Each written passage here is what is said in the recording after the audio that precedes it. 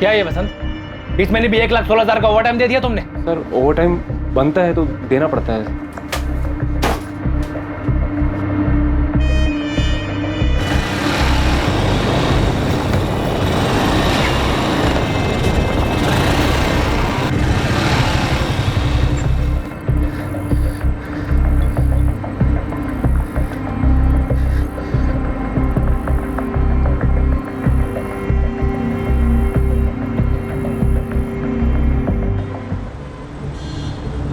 Bike का number क्या है? MH XX 342A। वैशाली, तुम्हारे पति राकेश सिन्हा करते क्या? इंजीनियरिंग वर्कशॉप है, उनकी अपनी फैक्ट्री यूनिट है। क्या बात कर रहे हैं आप? जितना पुराना रिश्ता है ना हमारा, उतना ही पुराना रेट है। हाँ केडिया साहब, आप चिंता मत कीजिए, आप चिंता मत कीजिए। आज शाम तक आपका ऑर्डर आपके गोडाउन में पहुंच जाएगा। Thank you. काला नंबर 12/330, चित्रे इंडस्ट्रियल एस्टेट, वसई। जी। बिजनेस में किसी के साथ कोई दुश्मनी या फिर कोई धमकी वगैरह? नहीं मैम, मुझे तो कभी कुछ बताया नहीं। कोई लोन या फिर कोई बड़ा घाटा? बिल्कुल नहीं मैम, उल्टा काफी अच्छा चल रहा है उनका। अभी हमारी 5वीं एनिवर्सरी के लिए आपने ज्वेलरी बनाई, साड़ियाँ भी खरीदी। ये बताओ, ये सोने का हार तुम्हें पसंद तो आया ना? क्या राकेश रोज इतने सुबह ही अपनी वर्कशॉप चले जाते हैं? नहीं, ज्यादातर सुबह 9 बजे निकलते हैं और शाम को 5 बजे तक लौट आते हैं। लेकिन कल रात एक फोन आया था। नहीं, तुम कल सुबह 7 बजे ऑफिस में मिला मुझे। कोई अगर मगर नहीं सुनूंगा। आ जाना चुपचाप। किससे बात हो रही थी? ये मुझे नहीं पता, लेकिन राकेश बहुत टेंशन में लग रहे थे। क्या हुआ, सब ठीक तो है ना? सुबह 7 बजे ऑफिस के लिए निकलूंगा मैं, नाश्ता करके जाऊंगा। क्या हुआ राकेश? राकेश!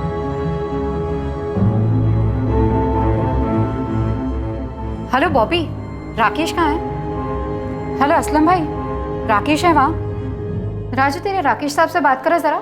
शैलेश, राकेश का फोन ऑफ है क्या? सब कह रहे थे कि उस दिन राकेश वर्कशॉप आए ही नहीं। ऐसा पहले कभी नहीं हुआ मैम। देखिए, हमने ऐसे भी केसेस देखे जहाँ पर इंसान काम से बाहर चला जाता है, उसका फोन खराब हो जाता है या स्विच ऑफ हो जाता है। अभी तो सिर्फ 9 बजे, शायद देर रात तक लौटा है। हम अपनी तरफ से काम शुरू करें, कुछ खबर मिलती है आपको बता देंगे। Okay ma'am. सर, राकेश की CDR मंगवाई है और उसके बाइक के लिए लुकआउट जारी किया है। अपहरण? उसकी वाइफ कह रही थी सब अच्छा चल रहा है, ज्वेलरी पे ज्वेलरी खरीदी जा रही थी। और छोटे व्यापारियों का किडनैपिंग का सीजन भी चल रहा है इस वक्त। अरे अरे कौन हो? अरे क्या चीज है? कहाँ ले जाएगा मुझे? लेकिन सर, जनरली ऐसे केसेस में किडनैपिंग के तुरंत बाद फिरौती का कॉल आता है। शायद अब आ जाए। स्वाति, राकेश का लैंडलाइन नंबर टैप करो और उसके घर पे सर्वेलेंस लगा दो। सर। नंबर 2, हत्या। कोई पुरानी दुश्मनी या कोई पुराना प्यार?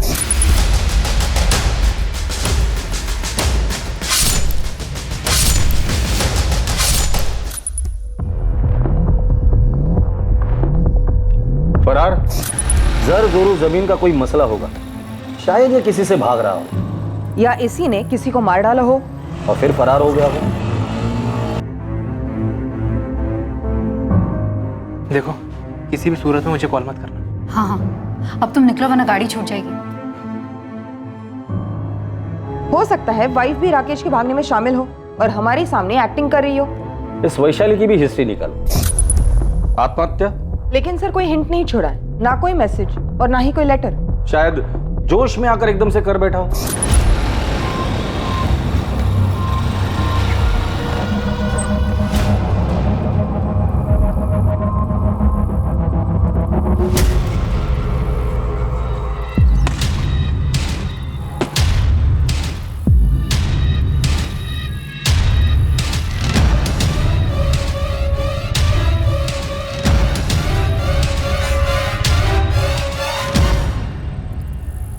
सर, मैं खबरियों से कहकर सारी पर्सनल डिटेल्स निकलवाती हूँ। ऑफिस में जाकर जितने भी लोग हैं सबसे बात करो और हर एक का स्टेटमेंट रिकॉर्ड करो। सर, जवान आदमी, बिजनेस अच्छा चल रहा है, खूबसूरत पत्नी, आत्महत्या का एंगल मुझे सबसे वीकेस्ट लगता है। स्वाति, कुछ पिंजरे ऐसे होते हैं जो दिखाई नहीं देते, सिर्फ उस पंछी को पता होता है कि उस पर क्या बीत रही है। क्या राकेश सिन्हा किसी ऐसे पिंजरे में कैद था जिससे निकलने का रास्ता सिर्फ आत्महत्या थी? और क्या सिर्फ राकेश पिंजरे में कैद था या और भी लोग थे जो अपने अपने पिंजरों में तड़प रहे थे?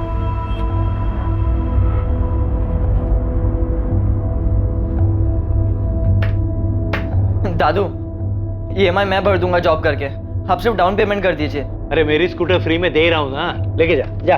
अरे दादू 30 साल पुरानी स्कूटर है, वो भी आपने सेकेंड हैंड खरीदी थी। इससे तो मैं कॉलेज में क्या इस टूटे फूटे घर के कमरे से दूसरे कमरे में ना लेके जाऊँ।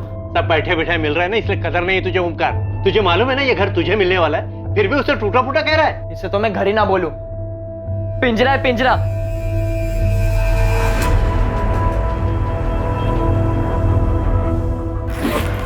लेकिन सुमित, बिना नौकरी में मुंबई में क्या करोगे? सांस लेंगे अम्मा, यहाँ पटना में दम घुटता है हमारा। चलते हैं हम।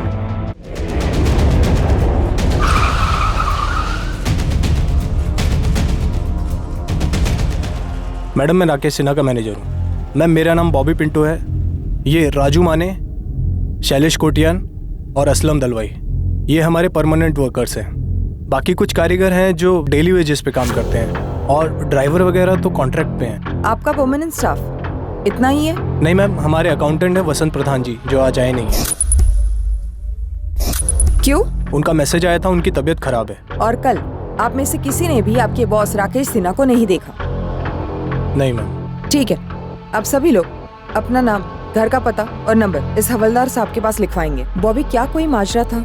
राकेश घर से टेंशन में निकला था। मैम घर का कुछ हो तो पता नहीं, बाकी बॉस को ऑफिस में कुछ कॉस्ट कंट्रोल को लेके परेशानी थी। 2-3 महीने से कुछ ओवर टाइम का इशू था।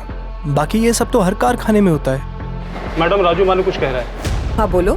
कल जब मैं काम पे आ रहा था ना, तो हमारे अकाउंटेंट साहब दिखे थे मुझे। उनकी तबीयत तो बिल्कुल ठीक थी, लेकिन बहुत ज्यादा गुस्से में और परेशान लग रहे थे। और प्रधान साहब क्या हालचाल? ये ऑफिस जाने के बजाय यहाँ का बैठे हो आप? अरे बाहर में क्या ऑफिस? क्या हुआ? नौकरी छोड़ दी मैंने, अभी जो होगा तो देखा जाएगा। देखो भाई प्रधान साहब, ये एकदम अचानक से क्या हुआ? क्या बात है, क्या हुआ? एक बात सुन ले, दूसरों का खून चूसे बगैर कोई अमीर नहीं बन सकता, कोई नहीं बन सकता। ये बात तूने मुझे पहले क्यों नहीं बताई? सर मुझे लगा कि ऐसे टेंशन में बोला होगा, और वैसे भी उन्हें बीपी की तकलीफ है। बॉबी, ये वसंत प्रधान रहते का है? कुछ पता चला मेरे पति का? अभी तक तो नहीं, लेकिन हम लोग यही पता करने में लगे हुए हैं। हम आपके लैंडलाइन की टेपिंग के लिए आए हैं। अगर किडनैपिंग हुई है तो फिरौती के लिए कॉल कभी भी आ सकता है। अंदर आ जाए हम लोग। जी जी आइए।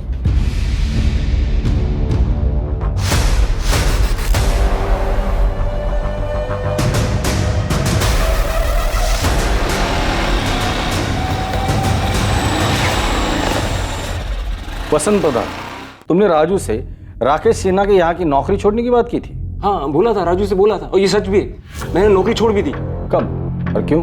परसों रात को मेरी तबीयत सच में डाउन थी, बीपी हाई था, तो रात को राकेश सर का फोन आया था। राकेश सर, मैं कल छुट्टी लेना चाहता हूँ, मेरी तबीयत ठीक नहीं है। नहीं, तुम कल सुबह 7 बजे ऑफिस में मिला मुझे, आ जाना चुपचाप। सर मैं दूसरे दिन यानी कल सुबह 6:55 को ही मैं जब ऑफिस पहुंचा, राकेश सर पहले ही आ चुके थे, और मुझे पहले से मालूम था कि उन्हें किस बात का गुस्सा था। कितना कट मिलता है तुझे? क्या कह रहे हैं सर आप? बरो मत। तुमने मुझसे इंक्रीमेंट मांगा था, मैंने कहा था दिवाली तक रुक जाओ बस, लेकिन नहीं, ऐसे पैसे कमाओगे तुम। कोई वर्कर आधा घंटा एक्स्ट्रा काम करता है तो उसकी आधी शिफ्ट का ओवर टाइम लगा दोगे। कितना कट मिलता है तुम्हें ओवर टाइम का आधा? अरे सर, अगर मैं चोरी चपाटी घपलेबाजी करता ना, तो आज आपके जैसा ऐसा फैक्ट्री का मालिक बन गया होता। मतलब क्या तेरा? मैं फ्रॉड करता हूँ? अरे खून चूसते हो तुम गरीबों का। अकाउंट संभालता है ना तू, खुद ही अपना हिसाब क्लियर कर, कल से आने की जरूरत नहीं। आउट। हाँ ठीक है, जा रहा हूँ। वैसे भी मैं नहीं आने वाला था राकेश सिन्हा। आउट। अरे जा रहा हूँ। क्या किया राकेश के साथ? मैं राकेश के साथ क्या करूंगा? और उसके साथ कुछ हुआ नहीं है। साले ने मार्केट से बिजनेस के नाम पे पैसा उठाया होगा, खर्च दिया होगा कहीं, या कहीं लगा दिया होगा, और अब फरार हो गया।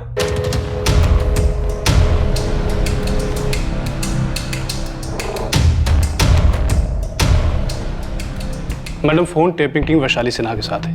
अभी तक फिरौती के लिए कोई कॉल नहीं आया। फोन पे नहीं, कोई खुद मांग लेकर जा सकता है। घर पे नजर रखो। सर, राकेश सिन्हा के फोन रिकॉर्ड्स, उसका फोन स्विच ऑफ हुआ था 7:30 बजे। लोकेशन? उसका ऑफिस। वो ऑफिस में था। तब से क्या मैं झूठ बोल रहा हूँ? मैंने एक पैसे का झूठ नहीं बोला है सर, मैं कभी झूठ नहीं बोलता। और झूठ बोलता तो आज बड़ा आदमी बन गया होता मैं। अभी मैं जाऊं? मेरा सर फट रहा है। ठीक है जाओ। मैंने इस वसंत के पीछे एक आदमी लगाया है और इसकी सीडीआर मंगवाई। स्वाति, इस राकेश के बाकी 4 एम्प्लॉय, राजू माने, शैलेश कोटियन, असलम दलवाई और मैनेजर बॉबी पिंटू, इन्होंने जो स्टेटमेंट दिया था वो वेरीफाई किया? जी सर, लेकिन शक करने लायक कुछ नहीं निकला। मैंने सबकी सीडीआर मंगवाई। अकाउंटेंट वसंत प्रधान को लगता है कि लेनदारों से बचने के लिए ये राकेश भाग गया होगा। सर ऐसा भी क्या लोन जिसके लिए वो अपनी फैक्ट्री, वाइफ, घर सब छोड़कर भाग जाएगा? लोन नहीं तो लव अफेयर होगा, और लव में वैसे भी लॉजिक की कोई गुंजाइश होती कहाँ है। प्यार में तो लोग भागते हैं, भगाते हैं, मरते हैं, मार देते हैं फिर उसी को प्यार भी कहते हैं।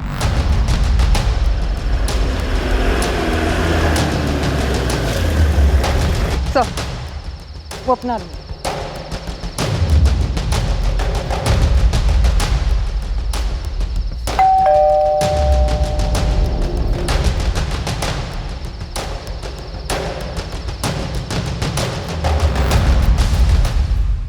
अफेयर मेरे हस्बैंड का? तुम्हें कभी शक हुआ था? वो वैसे है ही नहीं, बस अपना काम और घर। इनफैक्ट हमारे रिश्ते में भी सब कुछ ठीक था। शादी को कितने साल हो गए? जी ये 6ठा साल है। आप मुंबई से ही हो? नहीं, हम असल में पटना से हैं। मुंबई कब आए थे? बस 1 ही साल हुआ है। पटना में क्या बिजनेस था? यही सेम बिजनेस था। तो फिर पटना क्यों छोड़ा? मैडम राकेश हमेशा से मुंबई आना चाहते थे, उनके बड़े अरमान थे। वहाँ शादी से पहले राकेश की कोई गर्लफ्रेंड थी? मैंने कभी पूछा नहीं, उन्होंने कभी बताया नहीं, पर मैं ये दावे के साथ कह सकती हूँ कि ना उनका कोई अफेयर था और ना है। हो सकता है राकेश ने किसी को छोड़ा हो और उसने ये बदला लिया।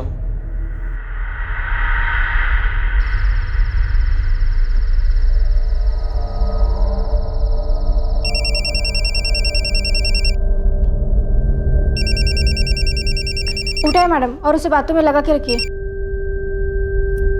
हेलो, सुमित बोल रहा हूँ। कौन सुमित? कौन हो आप और मेरे पति कहाँ हैं? Hello hello,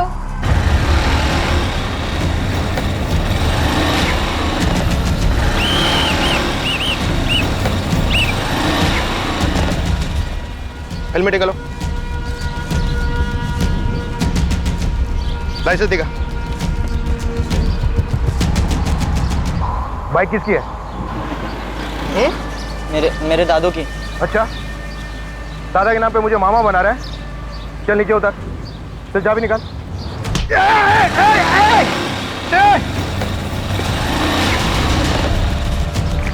control room, red alert वाली motor bike number MS XX 342 थाने गुरुजी रोड की तरफ गई है।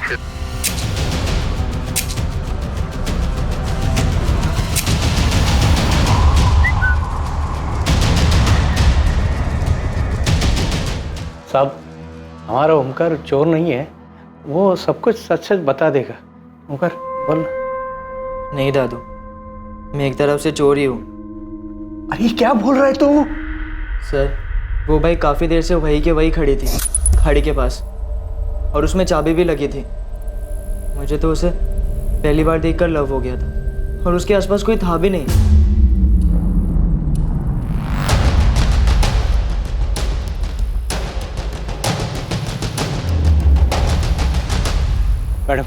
मैडम मेरे पोते को माफ कर दीजिए, मेरा और कोई सहारा नहीं है। एक्चुअली मैम, मैं 2-3 दिन चलाकर यही छोड़ने वाला था, वापस रख तो नहीं सकता था मैम। Ma'am please, sorry. तो फिर ली क्यों तूने? तू आगे जाके जॉब करके लोन पे बाइक ले सकता था। उसमें टाइम लगता है ना मैम, और मुझे खाई थी। सर को बोल के छोड़ दो ना ma'am, please. Sir Swati, accountant Vasant का कहना है कि उसके सेठ राकेश ने मार्केट से पैसे उठाए होंगे। मुझे लगता है टेंशन में आके बाइक वहां खड़ी कर यहाँ से कूद गया हो। सर ड्राइवर्स को काम पे लगा देते हैं। और पटना पुलिस फोन करके पता करो कि इस आदमी की माली हालत क्या थी। हो सकता है 1 साल पहले कर्जदार से बचने के लिए वो मुंबई शिफ्ट हुआ हो। जी सर, मैं आज ही बात करती हूँ पटना पुलिस से। सर इस लड़के का क्या करें? माइनर है, सॉरी बोल रहे हैं। दादाजी का इसके अलावा और कोई नहीं है। 17 वर्षीय ओमकार कदम को पुलिस ने वार्निंग देकर और अंडरटेकिंग लेकर जाने दिया, लेकिन केस खत्म होने तक उस पर नजर रखने के ऑर्डर्स भी दिए गए। दूसरी तरफ पटना से राकेश के अतीत से जुड़े कई सुराग मिलने वाले थे, जो कि इस केस की नींव थे। और तीसरी ओर पुलिस के डाइवर्स के हाथ कुछ ऐसा लगने वाला था जो इस केस को एक नई दिशा देने वाला था। लेकिन अहम सवाल अब भी यही था कि क्या राकेश सिन्हा ने वाकई में आत्महत्या की थी?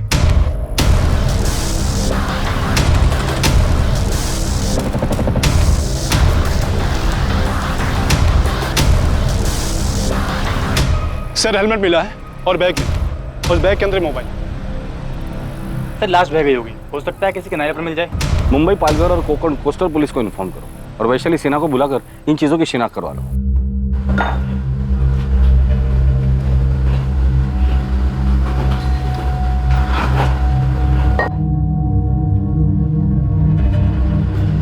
अरे असलम भाई,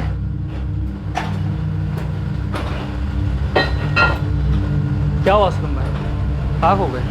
कुछ नहीं, कुछ नहीं। देखो बॉबी, राकेश की पत्नी मिसेस सिन्हा भी मेरे चेक पे साइन कर सकती है। ये है मेरा पूरा हिसाब और मुझे आज ही चेक चाहिए। सवाल ही नहीं उठता वसंत जी, इतनी खुदगर्जी भी ठीक नहीं। अरे राकेश साहब गायब है, इतनी टेंशन है और आप। अरे टेंशन को लिखो लेजर में और किधर समंदर में जाके फेंक दो, क्योंकि राकेश तो अब लौट नहीं से रहा। क्या आप फालतू बातें कर रहे हो वसंत जी? अरे अच्छा नहीं बोल सकते तो कम से कम मनहूस बात तो मत करो।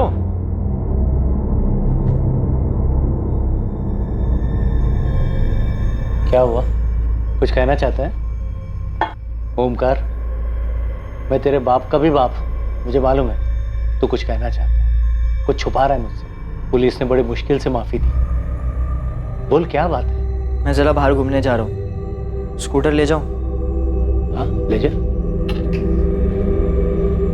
देखो ओमकार, तूने गलती की, उसकी माफी भी मिल गई, लेकिन जिंदगी भर ऐसा कोई काम नहीं करना जिसकी वजह से तेरे मरे हुए माँ बाप को ठेस पहुंचे और मेरी सारी मेहनत जाया हो जाए।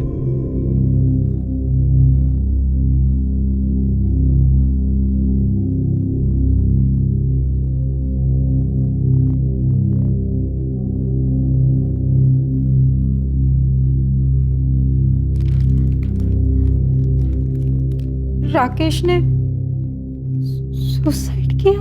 कंफर्म नहीं है, पर इस वक्त इसी चीज की संभावना काफी है। पर क्यों? और उनकी बॉडी?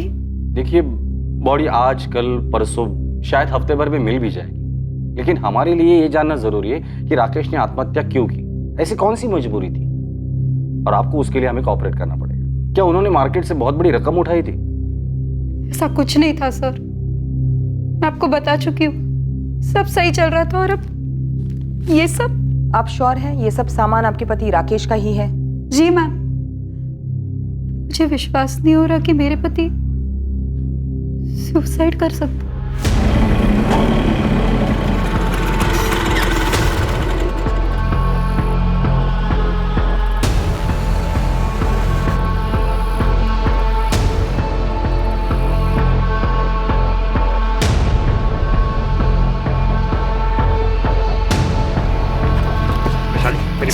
मेरी बात सुनो, छोड़ो! मेरी बात सुनो वैशाली। छोड़ मुझे! तुम मेरी बात सुनो पहले, मेरी बात सुनो वैशाली। वैशाली,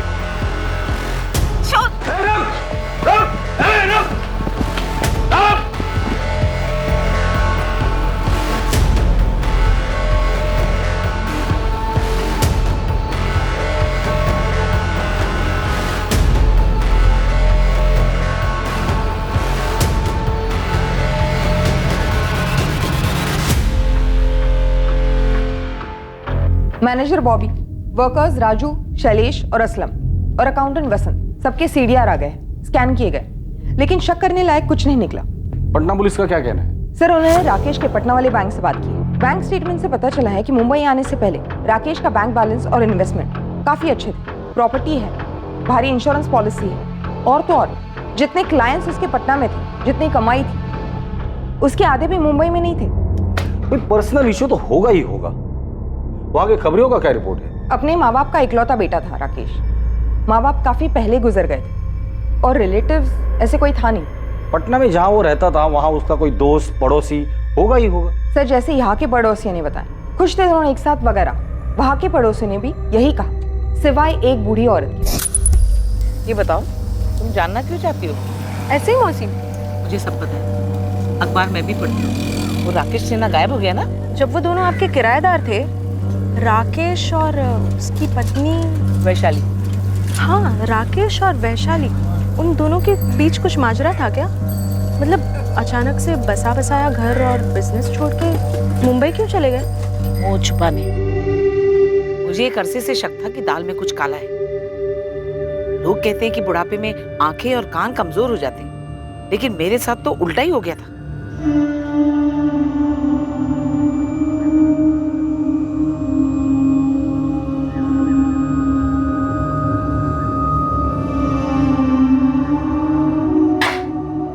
नमस्ते काकी।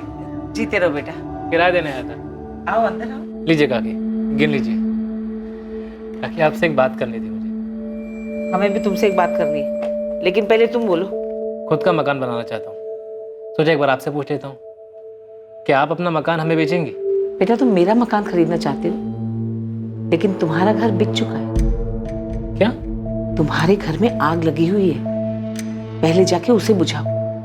मैं जानती हूँ कि तुम्हें सब कुछ पता है, लेकिन तुम चुप हो। मैं भी सब कुछ जानती हूँ, लेकिन तुम्हारी भलाई के लिए मैं भी चुप हूँ। लेकिन जानते हो, जब ये सारी बात मोहल्ले में लोगों को पता चलेगी तो क्या होगा?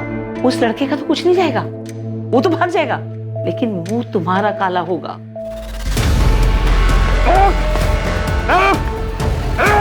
हमसे बच के नहीं जा सकता साले।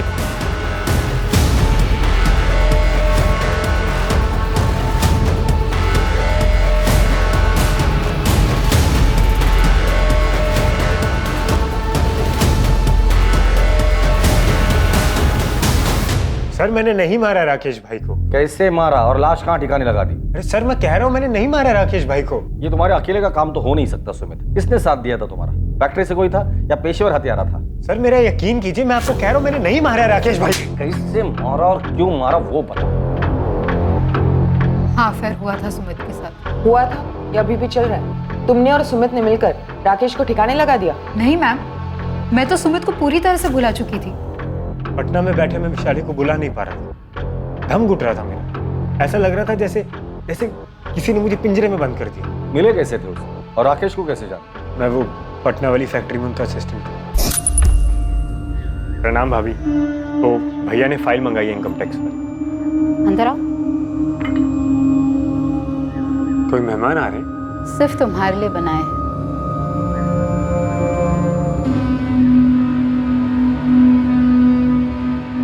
हमारे बीच में पहले दिन से एक आकर्षण था। मेरे साथ भाग चलोगे? कहाँ? जॉगिंग? आजाद करो मुझे इस पिंजरे से। कौन सा पिंजरा? अरे सब कुछ तो है तुम्हारे पास। सब कुछ होकर भी मेरे पास कुछ नहीं था, पर मुझे पता था कि सुमित ये बात कभी नहीं समझेगा। वो अफेयर बस जरूरत से निकली, मेरी ये गलती थी। ऐसे क्या जरूरत आ पड़ी कि तुमने अफेयर किया? क्या था ये पिंजरा?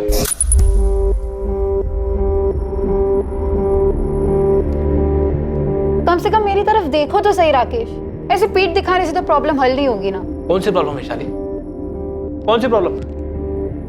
यही कि मैं तुमसे दिल से प्यार करता हूँ, दिन रात हमारे भविष्य के लिए मेहनत करता रहता हूँ। विशाली ठीक है ना, बच्चा नहीं हो रहा है तो 1-2 साल में हो जाएगा।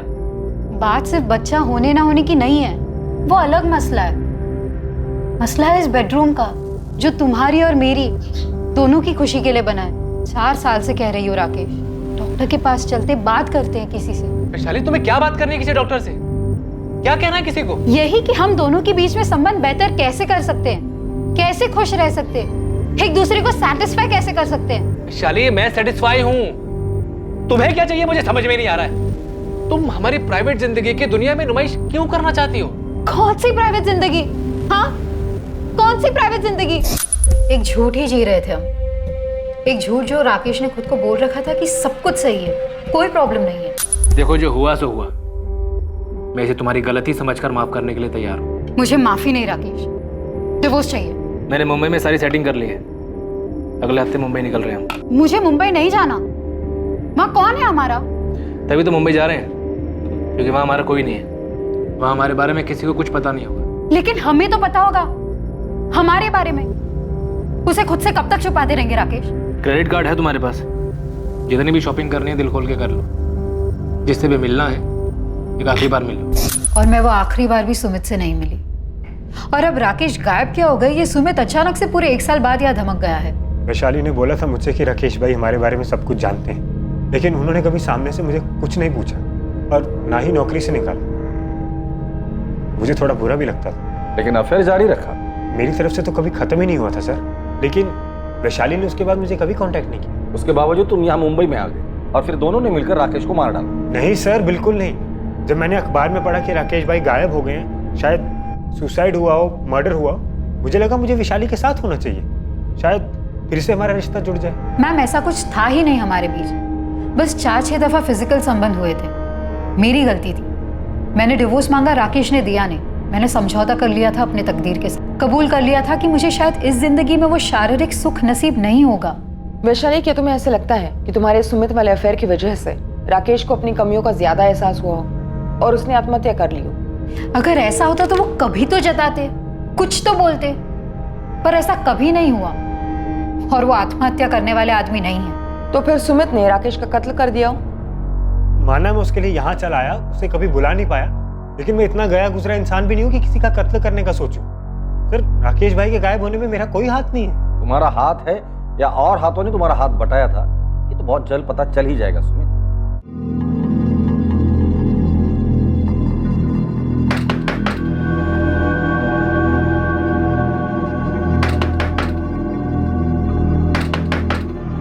ए ओमकार, ओमकार, क्या हुआ? इतना वक्त क्यों लगा दरवाजा खोलने में? अरे पसीना क्यों आया? वो एक्सरसाइज कर रहा था ना, मैंने खाना गर्म करके खा लिया है। दोस्तों से मिल के आता हूँ जरा। इस वक्त? हाँ, वो कल टेस्ट है ना, तो तैयारी करनी है।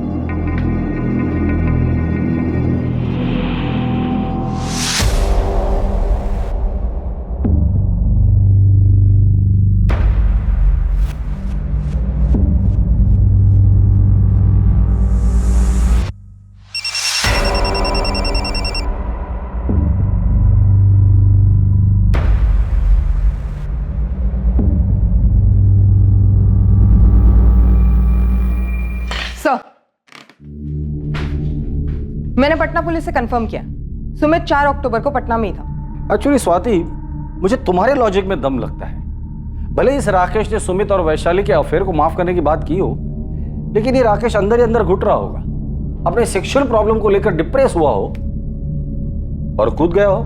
सर, दरअसल मैं अपनी थियोरी को डाउट कर रही हूँ। मैं सोच रही थी कि शायद ये वैशाली झूठ बोल रही हो, वैशाली और सुमित ने मिलकर ही राकेश को मार डाला हो, इसलिए मैंने दोनों की सीडीआर मंगवाई है। शायद ये सुमित ने पटना से ही कत्ल करवाया होगा।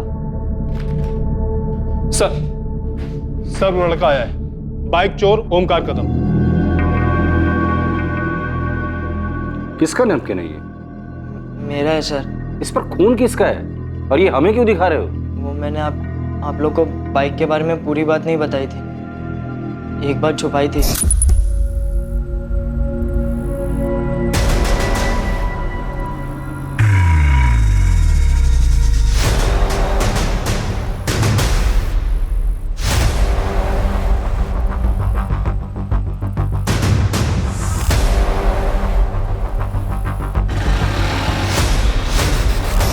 इतनी इंपॉर्टेंट बात तुमने हमसे छुपाई क्यों?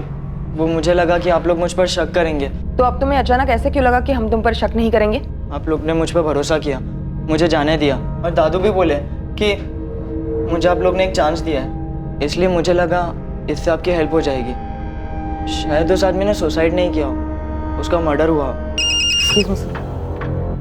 हेलो, हाँ कामड़ी, तुरंत सर्च पार्टी भेजो। ओमकार, तुम जरा बाहर बैठो। जी सर, राकेश का लोडर असलम दलवाई आज दिन भर से घर से नहीं निकला, और जब नजर रखने वाले बंदे दरवाजा तोड़कर अंदर गए तो घर पे कोई नहीं था और पीछे की खिड़की खुली थी।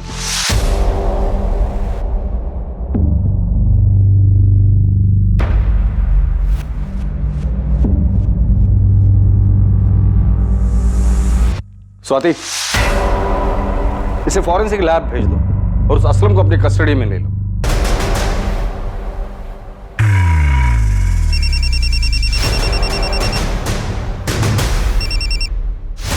क्या है बसंत जी? अरे मुझे मेरे पैसे कम मिल रहे हैं। ये लगभग साबित हो चुका था कि राकेश सिन्हा का कत्ल किया गया था, लेकिन यह कत्ल किया क्यों गया, इसके पीछे का मकसद क्या था, इसके पीछे आखिर था कौन, इन सवालों के जवाब मिलने अभी बाकी थे। इस कत्ल की हकीकत सामने आने के लिए असलम दलवाई का हाथ लगना जरूरी था। असलम भाई? नहीं नहीं मैडम, एकदम गाय आदमी है, वो क्यों सर का मर्डर करेगा? और असलम भाई का कभी किसी के साथ पंगा नहीं हुआ है मैडम, जरूर आपको कोई गलतफहमी हुई। तो फिर ये असलम फरार क्यों हुआ? फोन भी स्विच ऑफ है, उसे पता चल गया था कि हम उस तक बहुत जल्द पहुंचने वाले, इसलिए मौका देखते ही भाग गया। कोई ऐसी जगह पता है जहां वो छुप सकता है? हाँ, उसके गांव का एड्रेस है हमारे पास। हमने पता किया, वो वहां नहीं है।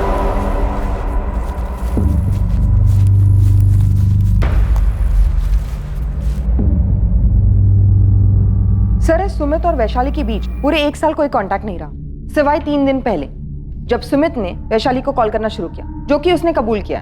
दोनों की कॉल लिस्ट में ऐसा कोई नंबर भी नहीं जिससे उन पर शक जाए। लेकिन एक गौर करने वाली बात है, हाल ही में अकाउंटेंट वसंत प्रधान की तरफ से वैशाली को कई कॉल्स किए गए।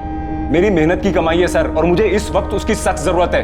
मैंने बॉबी को बोला था कि वैशाली ऑथराइज है मेरे चेक को साइन करने के लिए, लेकिन बॉबी ने बोला पहले राकेश को मिल जाने दो। अरे मेरे को मेरे पैसे की अभी जरूरत है, इसलिए मैं लगातार वैशाली को फोन कर रहा था। बोलिए क्या गुनाह किया मैंने? अकाउंटेंट वसंत प्रधान के खिलाफ कोई ठोस सबूत नहीं था, लेकिन यह भी सच था कि 4 अक्टूबर की सुबह सिर्फ एक वही था जिसने राकेश को ऑफिस में देखा था, जिसके बाद राकेश गायब हुआ। पर क्या सच में वसंत ही था जिसने आखिर में राकेश को फैक्ट्री में देखा था? आखिरकार पुलिस को एक ब्रेक थ्रू मिला। अब असलम भी पकड़ा गया था। उससे पुलिस को आगे की एक स्ट्रॉन्ग लीड मिली। केस क्लोज होने वाला था। मुजरिम तक पहुंच पक्की होती गई। इस जुर्म का अतीत से रिश्ता जरूर था, एक आदत से, एक फितरत से, जो बदलने का नाम नहीं ले रही थी। असलम, अब तू खुद बोलेगा या खातिरदारी करी थी? मैंने कुछ नहीं किया। मैंने तो छुप क्यों रहा था तू? मैं डर गया था। मुझे सच में नहीं पता कि उस सुबह कुछ ऐसा होने वाला था। अभी हमारी 5वीं एनिवर्सरी के लिए आपने ज्वेलरी बनाई थी, साड़ियाँ भी खरीदी। तुम ये बताओ, ये सोने का हार तुम्हें पसंद तो आया ना? सच कहूँ तो नहीं राकेश, मुझे ये सोने का हार नहीं पहनना। मुझे बस इस सोने के पिंजरे से आज़ाद होना है। फिर से बोल रही हूँ राकेश, मुझे डिवोर्स चाहिए। पिछले साल जब तुमने सुमित के साथ अफेयर किया था तब भी तुमने डाइवोर्स की रट लगा रखी थी। इस बार फिर से अफेयर शुरू किया? नहीं राकेश, मैं तो उसके कांटेक्ट में भी नहीं हूँ। मैं सुमित की बात नहीं कर रहा हूँ वैशाली। इस बार मैंने खुद अपनी आंखों से देखा।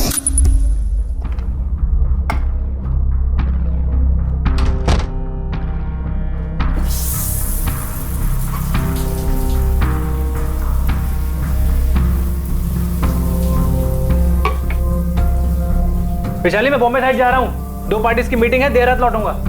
ठीक है।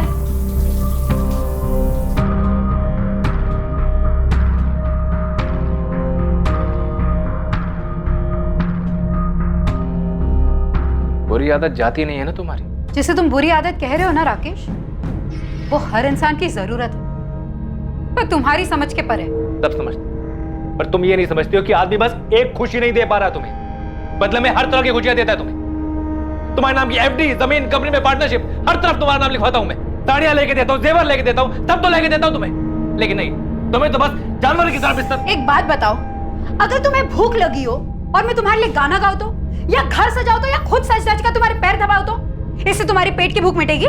विशाली, दुनिया में से कई जोड़े हैं जो बिना एक दूसरे के साथ शारीरिक संबंध बनाए खुश रहते हैं। वो लाखों जोड़ों ने आके तुम्हें खुद बताया या तुम गए थे उनके बेडरूम्स में देखने? विशाली, मैं दूसरी बार भी तुम्हें माफ करने की। प्लीज प्लीज, माफी शब्द का इस्तेमाल भी मत करना तुम। और एक बात और सुन लो, ये जो बार बार तुम जेवर साड़ी की बातें करते हो ना, तो मुझे घिन आती है। इसलिए नहीं कि तुम इन सबसे मेरी बेडरूम की नाखुशी को खरीदना चाहते हो, बल्कि इसलिए क्योंकि ये अपने आप में भद्दे है, मेरी पसंद के नहीं है, जरा भी नहीं। तुम सब कुछ सिर्फ और सिर्फ अपनी पसंद से लाते हो। कभी मेरी पसंद नापसंद जाने की कोशिश की तुमने? बस अपने लोगों में अपना नाम रोशन करवाना चाहते हो। समाज में भले ही लोग तुम्हें किसी हीरो का खिताब देते होंगे, लेकिन मेरे लिए तुम सिर्फ एक जीरो हो। मैं तुम्हारे नाम के आगे से सारे जीरो काट देता हूं, एक तमड़ी भी नहीं दूंगा तुम्हें। इंश्योरेंस से लेकर प्रॉपर्टी से लेकर हर जगह से तुम्हारा नाम मिटा देता हूं, फिर तलाक दूंगा तुम्हें। उसके बाद ये वीडियो ऑनलाइन डाल दूंगा ताकि हर कोई इसका मजा ले पाए। तुम्हारे माँ बाबा, भाई बहन सब, और तुम्हारे प्रेमी की पत्नी, सबकी फैमिली, सबके सब। कुछ दिनों तक राकेश और वैशाली के बीच भारी तनाव रहा। नहीं, तुम कल सुबह 7 बजे ऑफिस में मिला मुझे, कोई अगर वगैरह नहीं सुनूंगा। क्या हुआ, सब ठीक तो है ना? सुबह 7 बजे ऑफिस के लिए निकलूंगा मैं। और आखिरकार वो दिन करके आ ही गया जब इस साजिश को अंजाम दिया जाने वाला था।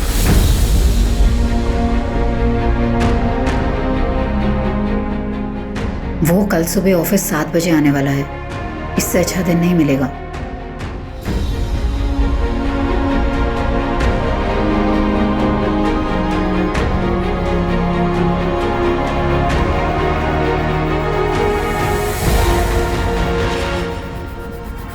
निकल गया।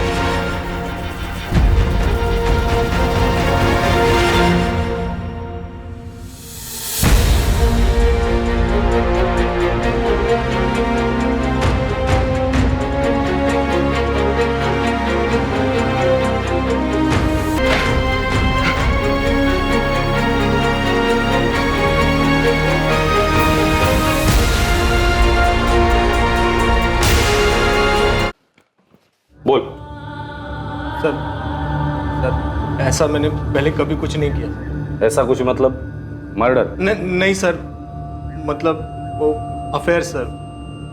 सर मेरा फर्स्ट टाइम था सर। राकेश उस दिन एक नई डील के लिए शहर के बाहर गए थे, तो मुझे उन्होंने घर से एक फाइल मंगवाने के लिए कहा था। क्लाइंट का डील क्लोजर था, अर्जेंट था।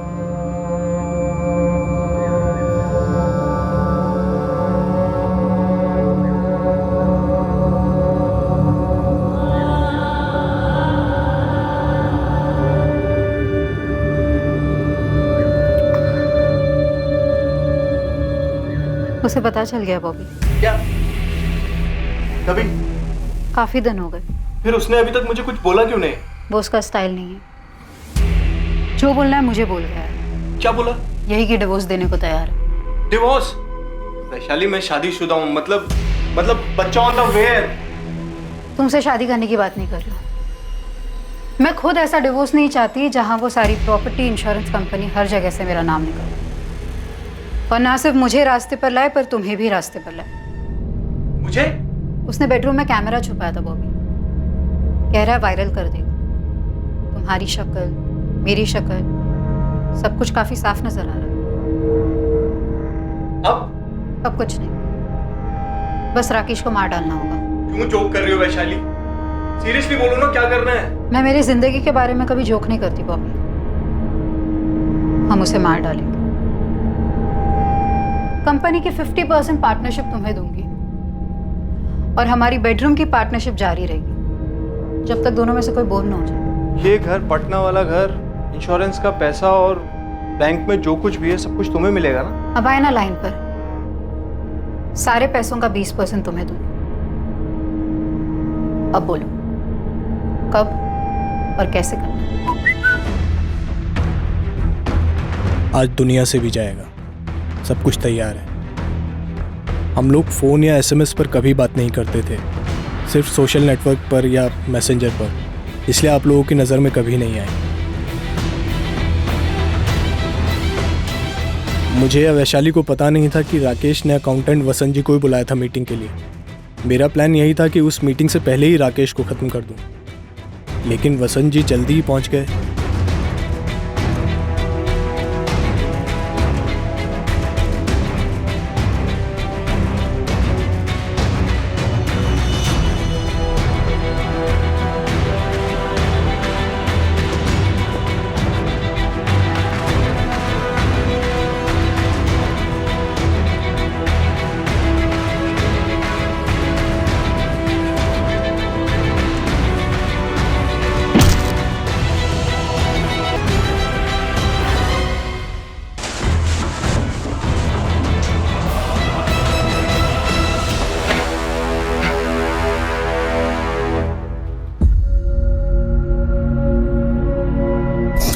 मुझे राकेश सर ने खुद एक रात पहले फोन किया था। किस बारे में? जी सर। असलम, कल 7:30 बजे आ जाना ऑफिस। जी सर। सर वो किस लिए सर? हमारा काम बढ़ाने का सोच रहा हूँ। पूरा गाला मैनेज कर सकोगे बतौर मैनेजर? जी सर, आराम से सर। इसलिए गया था मैं वहां, कितने अरमान लेकर, और क्या देखता हूं, और क्या किया मैंने, इतना बड़ा गुनाह। सुन, मुझे नहीं सुनना, साहब ने तुझे यहाँ क्यों बुलाया। इस कांड के बारे में किसी से चू मत करना। अगर तूने इसके बारे में किसी को बताया ना तो गांव में तेरे बीवी बच्चे, तेरे परिवार को काट देंगे। पुलिस भी शामिल है इसमें। मुझे बस घर जाने दीजिए। मैं यही कहूंगा कि मैं जल्दी आया ही नहीं। वो तो पुलिस वालों को बताना ही होगा। और तू इस वक्त एक काम कर, मेरे साथ ऊपर सेप्टिक टैंक पर चल। राकेश सर की बॉडी को ठिकाने लगाना है और एक खून भी साफ करना है। देख, ये कांड शांत होने तक किसी को कुछ नहीं पता, ठीक है? जैसे ये कांड शांत हो जाएगा ना, मैं तेरे को मैनेजर बनाऊंगा, पक्का। मैंने डर के मारे आप लोगों को भी झूठ बोला कि राकेश सर आए ही नहीं, जबकि आए थे। तो बॉबी ने उन्हें मार भी दिया। बॉबी, लाश अब भी वही है सेप्टिक टैंक में?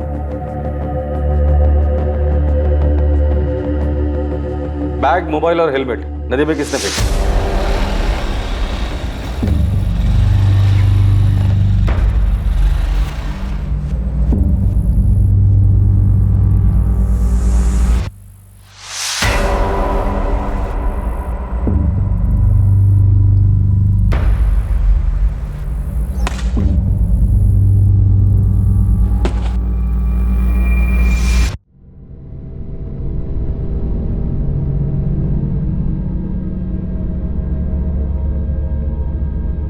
बॉबी पिंटो और वैशाली सिन्हा पर हत्या करने और असलम दलवाई पर हत्या में षड्यंत्र करने के आरोप लगे। उनके खिलाफ चार्जशीट फाइल हो चुकी। एक बंधन से मुक्त होने के लिए हत्या का सहारा लेने वाली वैशाली सिन्हा अब अपने जुर्म के पिंजरे में हमेशा के लिए कैद होकर रह गई। फोरेंसिक रिपोर्ट से प्रूव हो गया ओमकार के नैपकिन पर मिले खून के ट्रेसेस वाकई में राकेश के ही थे। फोरेंसिक ये भी साबित कर पाई कि बाइक पर भी वही ट्रेसेस हैं और साथ ही बॉबी की उंगलियों के निशान भी मैच कर लिए गए। इस केस में सभी शामिल लोग, पीड़ित, आरोपी, संदिग्धों ने अपने आप को एक पिंजरे में जकड़ा हुआ पाया, पर यह पिंजरा हकीकत नहीं थी। सच तो यह था कि पिंजरा दरअसल इन्हीं सब का एक मानसिक दृष्टिकोण था, एक सोच थी जिसे वो बदल नहीं पाए, उसके शिकंजे से निकल नहीं पाए। आरोपी वैशाली की शारीरिक संतुष्टि की याचना बिल्कुल जायज शिकायत थी। हर इंसान को अपने तरीके से जीने का पूरा हक है, पर उसने अफेयर से राहत पाने की कोशिश की और फिर अपने पति की हत्या को अपने पिंजरे की चाबी बनाया। और वजह सिर्फ यही नहीं थी, वैशाली रिहाई के साथ सोने का पिंजरा भी चाहती थी और वो पिंजरा था राकेश की संपत्ति। और इसी के कारण वैशाली के साथ किसी भी किस्म की नैतिक सहानुभूति रखने की कोई गुंजाइश नहीं बनती।